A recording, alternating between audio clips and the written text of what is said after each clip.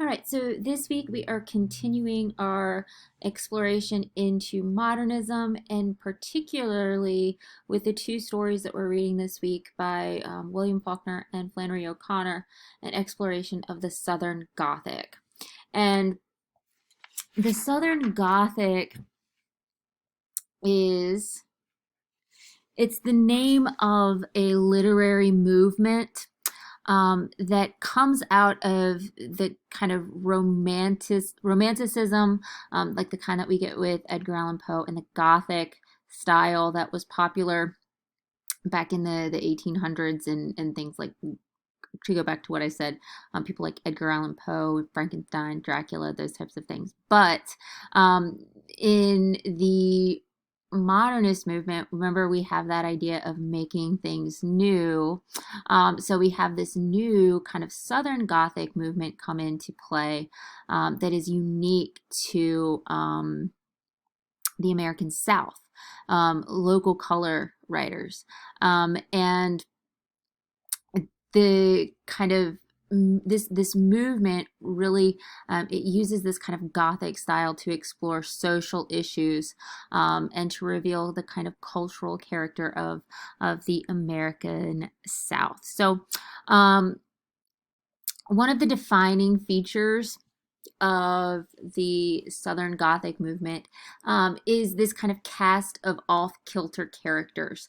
We have you'll see when we read these stories this week, there's something not right about almost all of the people in the stories. A lot of times they are, we have these people who are broken, either physically or mentally, emotionally, but they symbolize these broken bodies, these broken minds and souls symbolize problems created by an established pattern, the established tradition. Remember, we're in the modernist movement where we're moving beyond this kind of traditional world that kind of created, that they felt created all of these problems, and now we've got to fix them.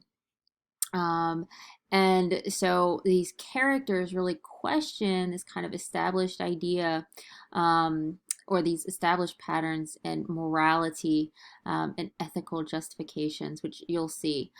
There's usually some sort of innocent, and I use that in quotation marks, as a common character, who may not be broken but often acts as a redeemer for others.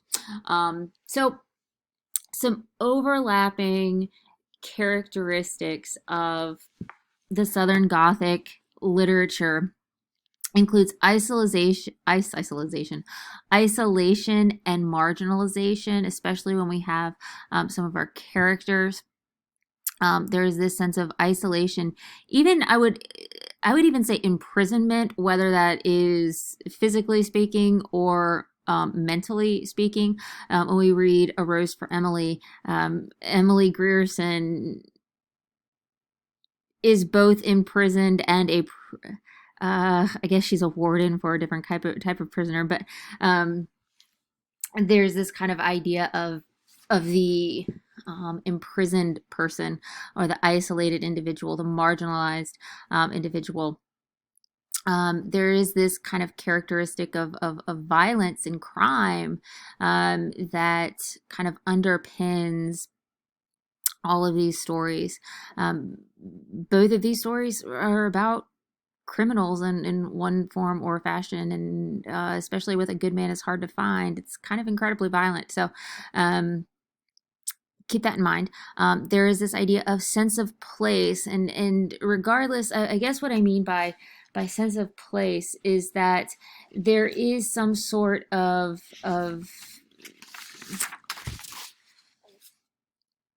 I mean, you can't read a piece of this kind of literature without understanding what a small town feels like, right? We get this sense of place where we know the kind of place that we're talking about. Freakishness, grotesque. Um, there are elements of the grotesque, in these stories, which we'll talk about when we come together. This idea of destitution and decay, And that means both kind of physical destitution, physical decay, but also moral decay, social decay, uh,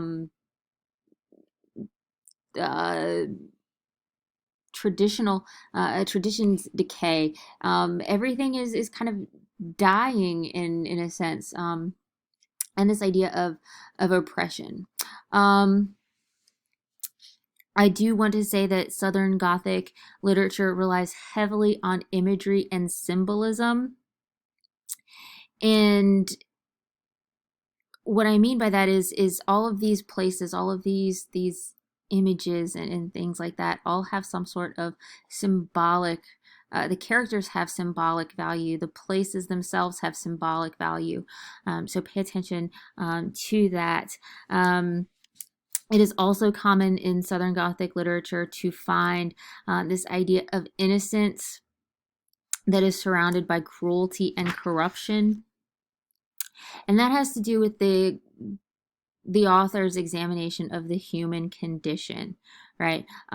We really question the morality of many of the characters in the Southern Gothic tradition.